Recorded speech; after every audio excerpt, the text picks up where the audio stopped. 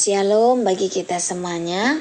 Firman Tuhan untuk kita hari ini dari Yohanes pasal 5. Penyembuhan pada hari Sabat di kolam Betesda. Sesudah itu ada hari raya orang Yahudi dan Yesus berangkat ke Yerusalem. Di Yerusalem dekat pintu gerbang domba ada sebuah kolam yang dalam bahasa Ibrani disebut Betesda. Ada 5 serambinya. Dan di serambi-serambi itu berbaring sejumlah besar orang sakit. Orang-orang buta, orang-orang timpang, dan orang-orang lumpuh yang menanti goncangan air kolam itu. Sebab sewaktu-waktu turun malaikat Tuhan ke dalam kolam itu dan mengguncangkan air itu. Barang siapa yang terdahulu masuk ke dalamnya sesudah goncangan air itu menjadi sembuh apapun juga penyakitnya. Dan di situ ada seorang yang sudah 38 tahun lamanya sakit. Ketika Yesus melihat orang itu berbaring di situ dan karena ia tahu bahwa ia telah lama dalam keadaan itu, berkatalah ia kepadanya, "Maukah engkau sembuh?" Jawab orang sakit itu kepadanya, "Tuhan, tidak ada orang yang menurunkan aku ke dalam kolam itu apabila airnya mulai menggoncang. Dan sementara aku menuju ke kolam itu, orang lain sudah turun mendahului aku." Kata Yesus kepadanya, "Bangunlah, angkatlah tilammu dan berjalanlah." Pada saat itu juga sembuhlah orang itu. Lalu ia mengangkat tilamnya dan berjalan. Tetapi hari itu hari Sabat. Karena itu orang-orang Yahudi berkata kepada orang yang baru sembuh itu, "Hari ini hari Sabat dan tidak boleh engkau memikul tilammu." Akan tetapi ia menjawab mereka, "Orang yang telah menyembuhkan aku, dia yang mengatakan kepadaku, 'Angkatlah tilammu dan berjalanlah.'" Mereka bertanya kepadanya, "Siapakah orang itu yang berkata kepadamu, 'Angkatlah tilammu dan berjalanlah'?" Tetapi orang yang baru sembuh itu tidak tahu siapa orang itu, sebab Yesus telah menghilang ke tengah-tengah orang banyak di tempat itu. Kemudian Yesus bertemu dengan dia dalam bait Allah lalu berkata kepadanya, "Engkau telah sembuh, jangan berbuat dosa lagi, supaya padamu jangan terjadi yang lebih buruk." Orang itu keluar lalu menceritakan kepada orang-orang Yahudi bahwa Yesuslah yang telah menyembuhkan dia. Dan karena itu orang-orang Yahudi berusaha menganiaya Yesus karena ia melakukan hal-hal itu pada hari Sabat. Tetapi ia berkata kepada mereka, "Bapakku bekerja sampai sekarang, maka aku pun bekerja juga." Sebab itu orang-orang Yahudi lebih berusaha lagi untuk membunuhnya. Bukan saja karena ia meniadakan hari Sabat, tetapi juga karena ia mengatakan bahwa Allah adalah Bapanya sendiri. Dan dengan demikian menyamakan dirinya dengan Allah. Kesaksian Yesus tentang dirinya. Maka Yesus menjawab mereka katanya, "Aku berkata kepadamu, sesungguhnya anak tidak dapat mengerjakan sesuatu dari dirinya sendiri, jikalau tidak ia melihat Bapa mengerjakannya. Sebab apa yang dikerjakan Bapa, itu juga yang dikerjakan anak. Sebab Bapa mengasihi anak dan ia menunjukkan kepadanya segala sesuatu yang dikerjakannya sendiri. Bahkan ia akan menunjukkan kepadanya pekerjaan-pekerjaan yang lebih besar lagi daripada pekerjaan-pekerjaan itu, sehingga kamu menjadi heran. Sebab sama seperti Bapa membangkitkan orang-orang mati dan menghidupkannya, demikian juga anak menghidupkan barang siapa yang dikehendakinya. Bapa tidak menghakimi siapapun, melainkan telah menyerahkan penghakiman itu seluruhnya kepada anak, supaya semua orang menghormati anak sama seperti mereka menghormati Bapa. Barang siapa tidak menghormati anak, ia juga tidak menghormati Bapa yang mengutus dia.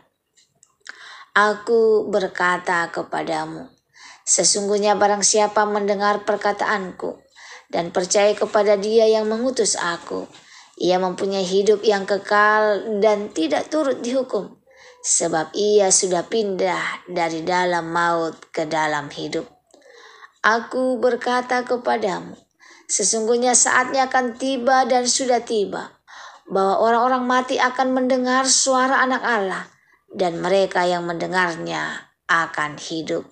Sebab sama seperti Bapa mempunyai hidup dalam dirinya sendiri, demikian juga diberikannya Anak mempunyai hidup dalam dirinya sendiri. Dan Ia telah memberikan kuasa kepadanya untuk menghakimi, karena Ia adalah Anak manusia.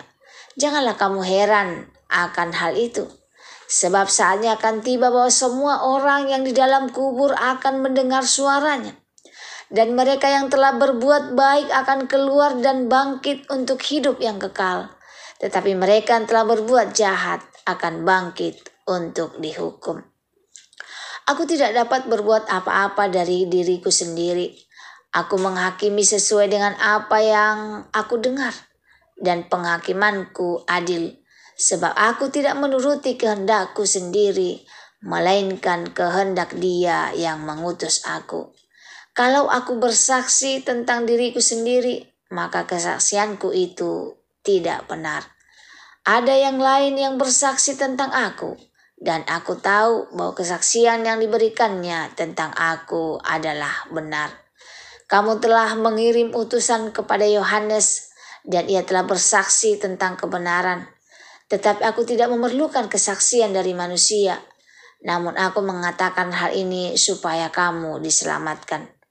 Ia adalah pelita yang menyala dan bercahaya, dan kamu hanya mau menikmati seketika cahaya itu. Tetapi aku mempunyai suatu kesaksian yang lebih penting daripada kesaksian Yohanes, yaitu segala pekerjaan yang diserahkan Bapa kepadaku, supaya aku melaksanakannya. Pekerjaan itu juga yang kukerjakan sekarang, dan itulah yang memberi kesaksian tentang aku, bahwa Bapa yang mengutus aku. Bapa yang mengutus aku, Dialah yang bersaksi tentang aku. Kamu tidak pernah mendengar suaranya, rupanya pun tidak pernah kamu lihat. Dan firman-Nya tidak menetap di dalam dirimu, sebab kamu tidak percaya kepada Dia yang diutusnya. Kamu menyelidiki kitab-kitab suci, sebab kamu menyangka bahwa olehnya kamu mempunyai hidup yang kekal. Tetapi walaupun kitab-kitab suci itu memberi kesaksian tentang aku, namun kamu tidak mau datang kepadaku untuk memperoleh hidup itu. Aku tidak memerlukan hormat dari manusia, tetapi tentang kamu memang aku tahu bahwa di dalam hati kamu tidak mempunyai kasih akan Allah. Aku datang dalam nama Bapakku, dan kamu tidak menerima aku. Jikalau orang lain datang atas namanya sendiri, kamu akan menerima dia. Bagaimanakah kamu dapat percaya, kamu yang menerima hormat seorang dari yang lain, dan yang tidak mencari hormat yang datang dari Yang Maha Esa? Jangan kamu menyangka bahwa aku akan mendakwa kamu di hadapan Bapa. Yang mendakwa kamu adalah Musa, yaitu Musa yang kepadanya kamu menaruh pengharapanmu. Sebab jikalau kamu percaya kepada Musa, tentu kamu akan percaya juga kepadaku, sebab ia telah menulis tentang aku. Tetapi jikalau kamu tidak percaya akan apa yang ditulisnya, bagaimanakah kamu akan percaya akan apa yang kukatakan? Shalom bagi kita semuanya. Renungan untuk kita hari ini dari Yohanes pasal 5 ayat 1 sampai 47. Bangkit dan berjalanlah. Saudara-saudara yang dikasihi Tuhan, hidup manusia seringkali seperti orang yang sakit di tepi kolam Bethesda. Menunggu mujizat, menanti pertolongan, berharap keadaan berubah, tetapi tahun demi tahun tidak ada perubahan. Banyak orang sekarang pun hidup seperti itu, menunggu keadaan membaik tanpa bertindak, menunggu orang lain menolong, menunggu waktu tepat, padahal waktu itu sudah tiba karena Yesus sudah datang. Ayat 5-6, Yesus melihat keadaan kita. Ketika Yesus melihat orang itu berbaring di situ, dan karena ia tahu bahwa ia telah lama dalam keadaan itu, berkatalah ia kepadanya, "Maukah engkau sembuh?" Yesus melihat, mengetahui, dan peduli. Tidak ada satupun penderitaan yang luput dari pandangannya. Orang itu sudah 38 tahun sakit, lama, mungkin sudah putus asa.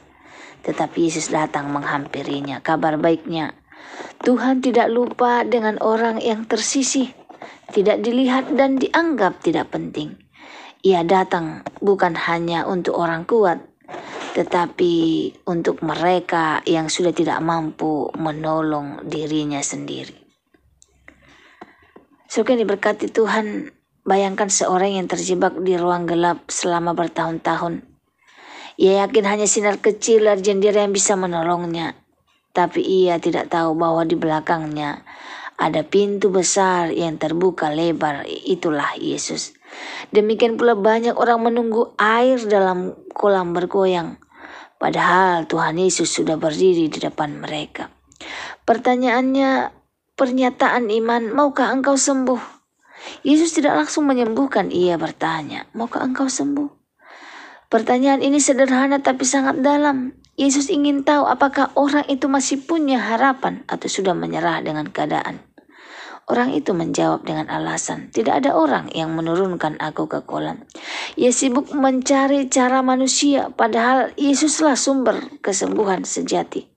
Kadang Tuhan tidak langsung mengubah situasi karena ia ingin mengubah hati kita lebih dahulu.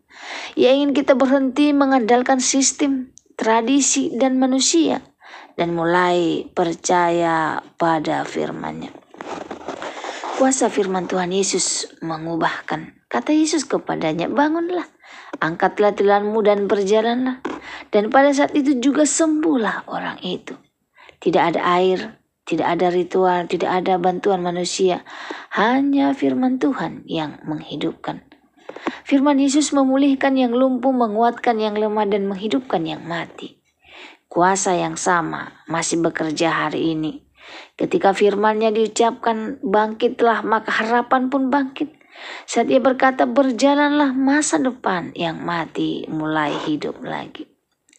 Selanjutnya, konflik dengan orang Farisi. Namun saat mujizat terjadi, orang Farisi malah sibuk berkata, "Hari ini hari Sabat, tidak boleh engkau memikul tilammu." Mereka lebih peduli pada aturan, bukan jiwa yang diselamatkan. Inilah bahaya religiusitas tanpa kasih. Mengetahui hukum tapi tidak mengenal hati Allah. Yesus kemudian berkata, "Bapakku bekerja sampai sekarang, maka aku pun bekerja juga." Artinya kasih Allah tidak berhenti bekerja. Bahkan pada hari Sabat, kasih Allah tidak terikat oleh aturan, tetapi selalu mencari yang terhilang dan menyembuhkan yang luka. Yesus adalah anak Allah. Yesus menjelaskan bahwa ia bekerja atas kehendak Bapa, bukan melawannya. Semua yang dilakukannya berasal dari kasih dan kuasa Allah sendiri. Sebab Bapa mengasihi anak, bahkan ia akan menunjukkan kepadanya pekerjaan yang lebih besar lagi. Pekerjaan yang lebih besar itu adalah memberi hidup yang kekal kepada yang percaya, membangkitkan orang mati, menghakimi dunia dengan adil. Yesus bukan sekedar nabi, Tuhan, tapi Tuhan yang berkuasa atas hidup dan maut. Penolakan orang Yahudi. Walau ada banyak kesaksian tentang Yesus, dari Yohanes Pembaptis, dari Bapa, dari mujizat, bahkan dari kitab suci, mereka tetap menolak. "Kamu menyelidiki kitab-kitab suci, sebab kamu menyangka bahwa olehnya kamu mempunyai hidup yang kekal. Tetapi walaupun kitab-kitab suci itu memberi kesaksian tentang aku, kamu tidak mau datang kepadaku untuk memperoleh hidup itu." Mereka tahu firman, tapi tidak mengenal pribadi firman itu sendiri. Mereka punya pengetahuan, tapi tidak punya hubungan. Banyak orang hari ini pun sama, rajin beribadah, tahu banyak tentang Tuhan, tapi tidak datang kepada Yesus secara pribadi. Pengetahuan tanpa iman hanya membuat hati kita dingin dan sombong. Aplikasi firman Tuhan untuk kita hari ini yang pertama, Tuhan melihat dan peduli. Jangan pernah merasa dilupakan. Tuhan tahu seberapa lama engkau menanggung penderitaanmu. Hari ini ia datang kepadamu dan bertanya, "Maukah engkau disembuhkan?" Yang kedua, berimanlah bukan beralasan. Jangan menunggu waktu yang tepat atau keadaan yang ideal. Saat firman Tuhan datang, taati segera. Di situ mujizat dimulai. Yang ketiga, bangun dan berjalanlah. Angkat tilammu, tinggalkan masa lalumu, mulailah berjalan dalam kehidupan baru bersama Kristus. Yang terakhir, jangan keras hati seperti orang Farisi.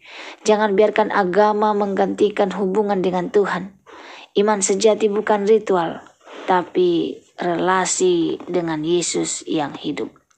Yesus berkata kepada orang lumpuh itu, bangunlah, angkatlah tilammu dan berjalanlah.